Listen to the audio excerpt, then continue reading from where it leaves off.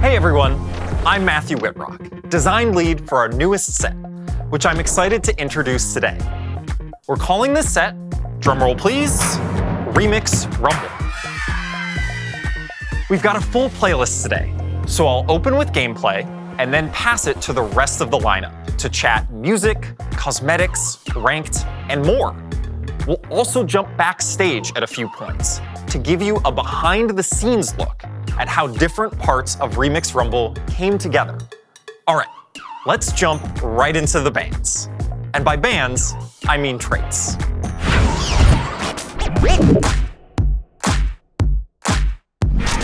In Remiks Rumble, you're the DJ, and the board is your turntable. By combining different traits, you'll create a medley of beats and genres. Let's start with familiar chart toppers, beginning with the ultimate pop stars, KDA. Get the entire lobby bumping with KDA and their most dedicated superfans. Position them just so, and you'll find yourself at the performance of a lifetime, with incredible choreography and a bunch of bonus stats. Okay, let's make like a collie and hop over to the next band.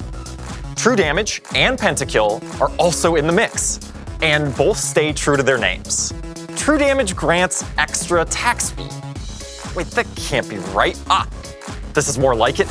True Damage members are all about style, and will gain a unique bling bonus that'll power them up as you itemize them. Oh, and before you ask, Akali will be able to be played in KDA or True Damage. Her trait will change based on whichever band is trending at the time. All right, metalheads, Pentakill's up next. Pentakill members have damage reduction and bonus damage that increases as they score kills. And if your team manages to get a Pentakill, then their bonuses will increase again. Just be careful in Yorick's mosh pit. Then there's HEARTSTEEL, fresh off their debut and already making their mark on the Convergence.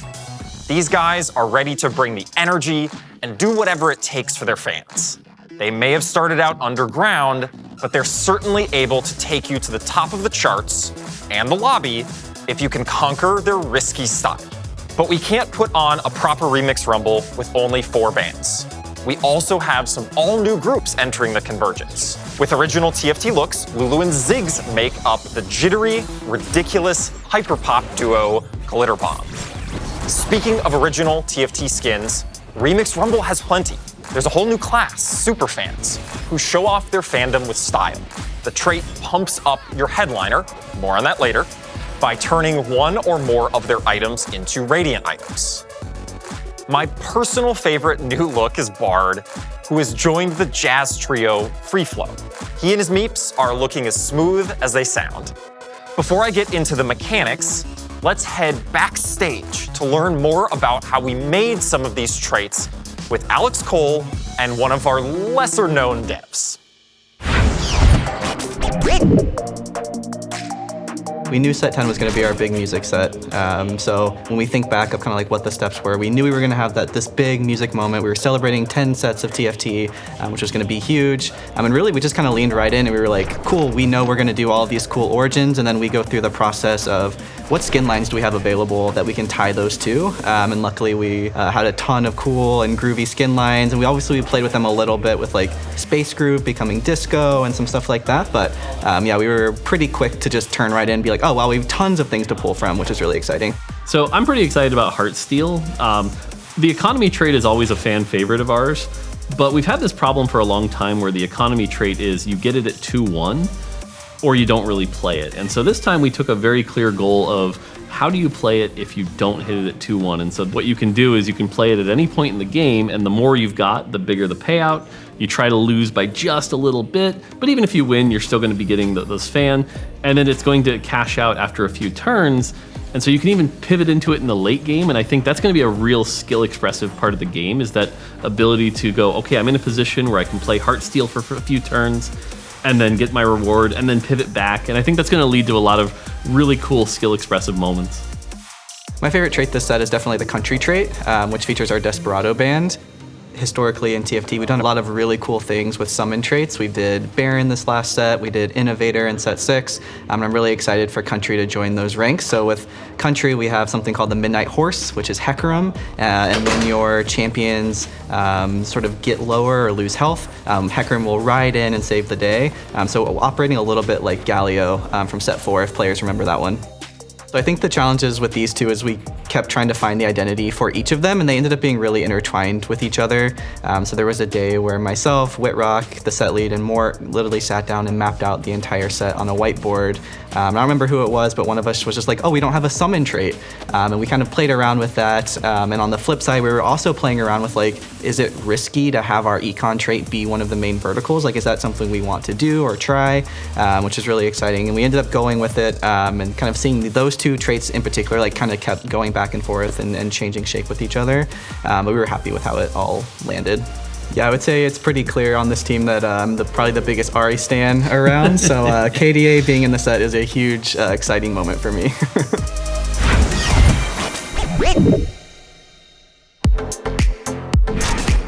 When deciding which mechanics to include in Remiks Rumble, we wanted to bring you a greatest hits playlist from past sets, starting with Runeterra Reforged. Portals are making a comeback. They'll have a bit less impact than some of the wilder ones from last set. We can do without you, Stillwater Hold, but they're sure to continue creating memorable moments. We won't be bringing back Legends for Remiks Rumble. We learned a lot from seeing how Legends could influence the meta and individual enjoyment of the set, so we feel like there's more exploration and experimentation to be done in this space before we potentially revisit it, but we'll keep you updated along the way. Okay, back to what we are bringing back. One of TFT's most beloved mechanics is returning in an updated way. No, not augments, although we will be introducing new augments for Remiks Rumble as well.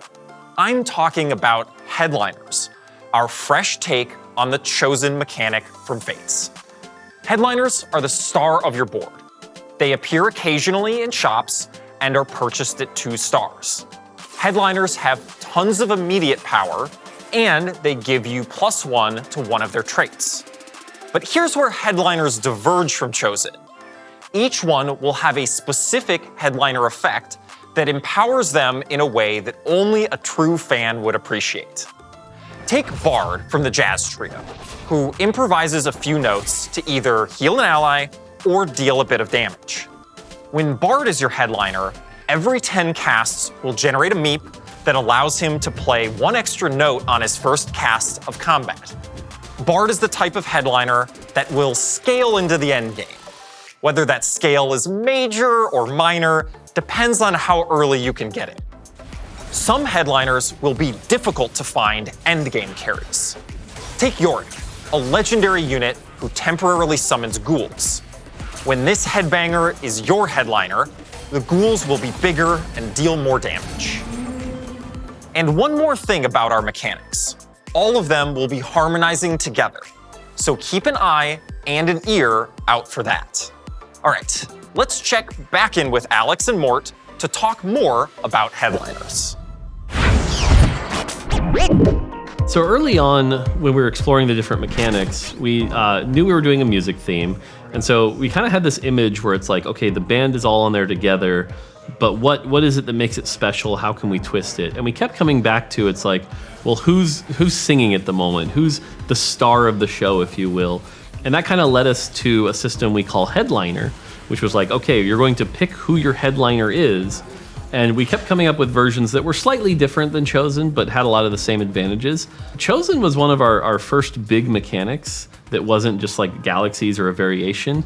And it was something that allowed every champion to kind of be the centerpiece, right? Like you would tell stories of, oh, this was the game I got Silas chosen and I did this thing, or this was the game I got Kennen chosen.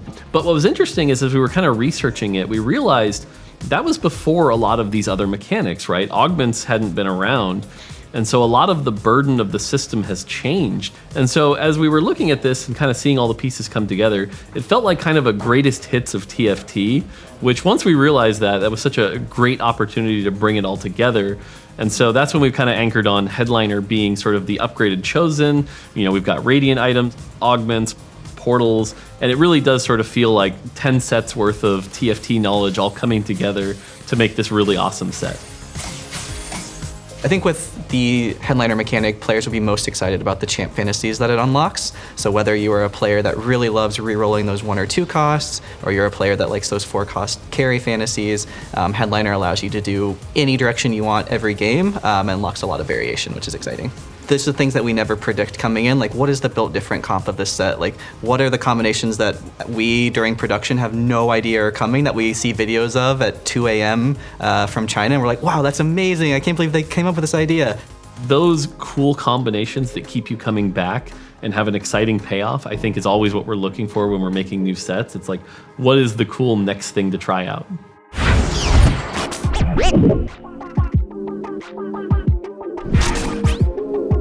Hey everyone, I'm Cole Hicks, lead composer of Remiks Rumble, and I'm here to talk about the heart of this set, the music.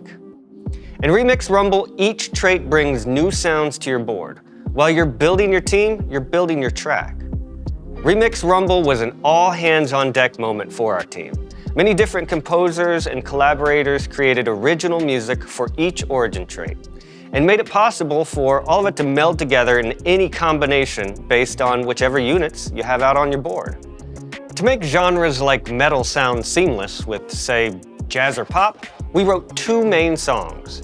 Through a mix of layers that contain drums, chords, and melodies, your track will be built alongside your team. And as the game progresses, your track will too. Starting off one way during the preparation phase, and building up to a more complex chorus for the battle. Let me show you an example of how all this will look and sound, starting with our disco band, the Disco Knots. Their trait gives you a placeable disco ball that will heal your allies and grant them attack speed. As you get later into the game, you can add in more Disco Knots to strengthen the trait. Then you could add in a destructive splash of Pentakill for a killer guitar solo, soaring over it all. Now let's talk a bit about the tracks we wrote. For groups like KDA and Pentakill that already exist in the League IP, we tried to capture their instrumental essence with some TFT twists. And we brought in new genres like 8-bit and country, but more on those later. We also made sure powerful units like Jin got their moment in the spotlight. For Maestro, Jin's legendary trait, we mixed in a Paganini-esque violin solo to create a modern interpretation of classical music, fit for the virtuoso himself. This sound was the perfect fit for a trait that deals extra damage to tactician health and a champion whose ability builds up in a cadenza of damage. By putting out different units on your board, you'll create a symphony of controlled chaos. Try combining the relentless drums of Pentakill with our harpsichord-heavy emo band, Big Sad. Or maybe as your comp changes, you'll create music that features the bass of true damage alongside the groovy horn section of Disco Knots. It's absolutely ridiculous, and that's just TFT. All right, let's head backstage with the team for a quick recording session.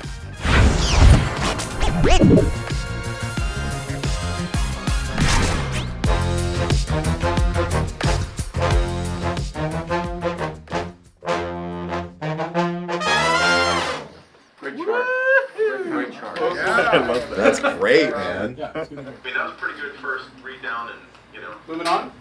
Awesome. Okay. Cool. Yeah, let's move on. All right, everybody's happy. I think one of the challenges of working on this set is the multiple genres and how they're going to be remixed into one another.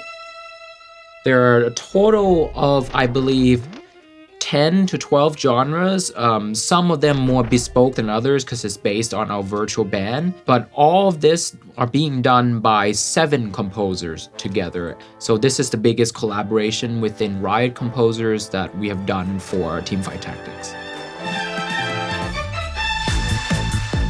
Authenticity is both a goal and a challenge. because we're doing so many different genres, and some of them have a fair amount of crossover as far as types of sounds and things that we're using. For example, we're doing a DJ Sona genre, but we also have a straight like EDM genre. And so you almost have to really lean into the things that might be different about those two things. Like we have this established thing that Riot has done versus a genre that already exists, and really kind of leaning into some of the more expected things that players are going to want to be hearing. How do we make it so that each of our elements actually stand out in a way that right away an audience would be able to be like, oh, like they're doing this punk rock thing, without getting it confused with Pentakill, right? A metal band. They both use guitars, they both use drums, they both use bass. How are those genres being executed differently and is able to be recognized by our players right away? KDA is another example of like, it's not just what are the things that make it sound like KDA, it's what are the things that make it sound like KDA if just the drums are playing, or if just the chords are playing.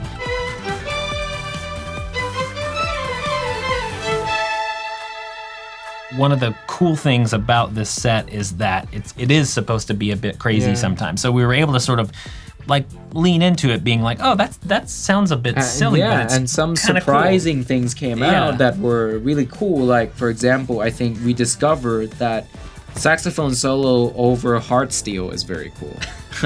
We have also discovered that a violin solo on top of Jason's EDM track is very cool. Very cool. And we would have never made those choices as composers. Normally, right. It's okay to lean into the silliness sometimes because it is a fun idea and it's supposed to be fun. Right. Whereas other genres obviously will work in a way where you're like, oh, that's like, I would put that on my playlist and listen to it. Yeah. For us, the collaboration is a little chaotic, and I think that's also us embracing that energy of like, we're not entirely sure if this is gonna work, and we're just kind of, like riding with the flow and write what we believe in, and then we come together and let's hear how this is gonna go. TFT is the space where, as a composer, I get to play around the most and basically try whatever fun ideas I might have. The team is very open to experimentation. So from that perspective, even though it is a fair amount different than anything we've done in TFT before, I think TFT is the perfect place to do it. And I think the players of TFT are also really on board with these kinds of fun ideas. 100%.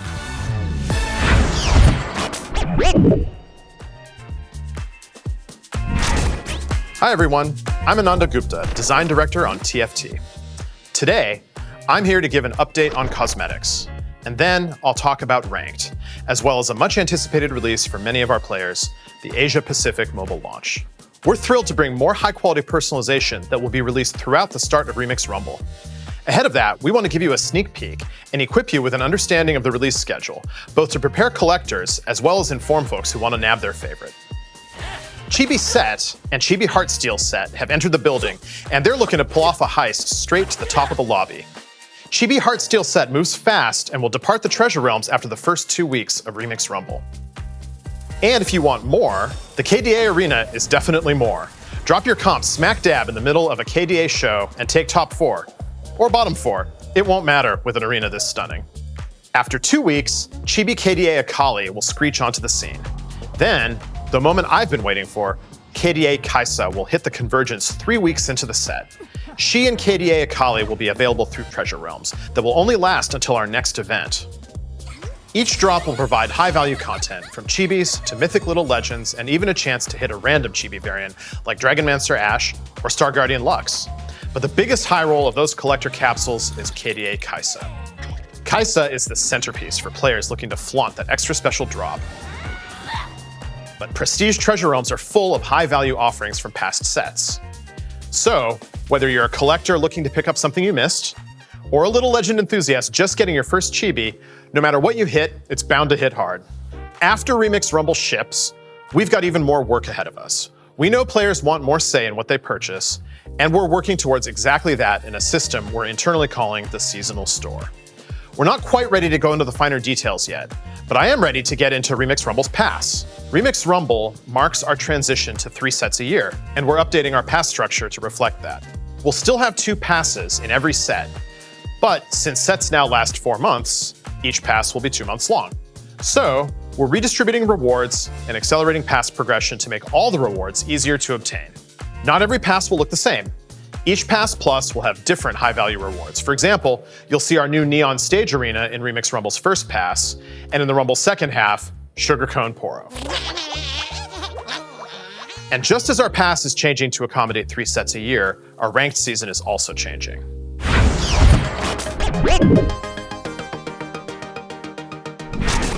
Like League of Legends, we're adding Emerald tier to our ranked ladder. It'll add more climbing room, while also recognizing the skill progression that players show between Platinum and Diamond. This comes at the perfect time as we transition to creating 3 sets a year, and 3 ranked seasons to go with them.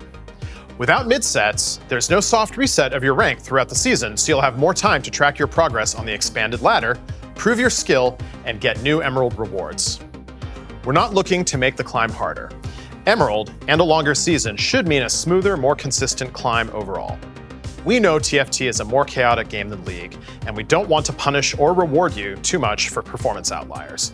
You can play great and still low roll in TFT, and our ranked system should and will reflect that.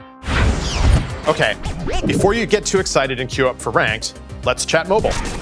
The launch of Remiks Rumble in late November will be the first time TFT is available on mobile in APAC regions, and we're shipping a number of improvements along with this launch that will impact the entire world.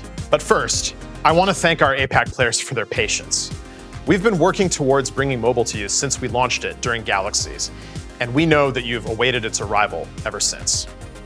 In preparation for this launch, our Tools and Engine team has been hard at work making mobile usability, stability, and performance improvements.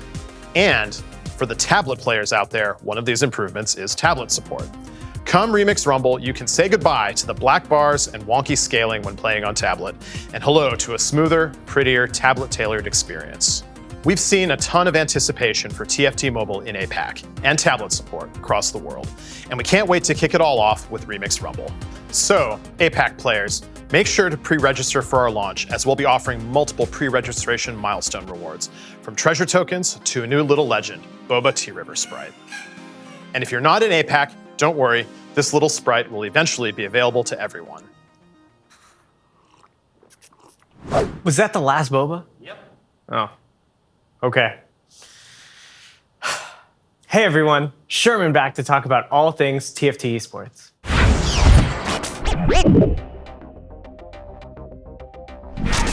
It's been awesome to see the growth of TFT esports over the last few sets. We've seen 3 sets of steady viewer growth for set championships, and with the Runeterra Reforged Championship, we're hoping to make it 4. We're about 5 weeks out from our first global LAN event, the TFT Vegas Open. It'll be from December 8th through the 10th, with 512 competitors from around the world as they take over the MGM Grand. I first want to say that we were blown away by how quickly competitor passes sold out back in September, and we can't wait to see you battle it out there. The event happens early in Remiks Rumble, testing players' ability to adapt, innovate, and lead the meta. This is a moment where players from anywhere can step into the spotlight and become IRL headliners.